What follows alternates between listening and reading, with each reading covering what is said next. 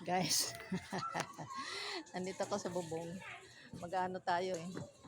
Magdidikit ng mga tumutulo. Kaya dito, ang hirap kasi ng walang mautusan, walang partner sa buhay. Mahirap din ang isa lang ang anak din. Kasi yung anak ko galing sa trabaho.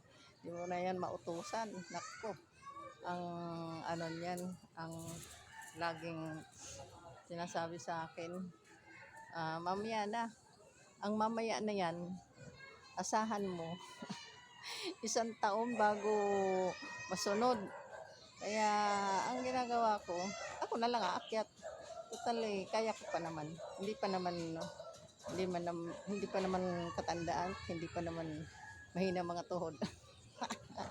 Good morning guys. Dito tayo sa bubong.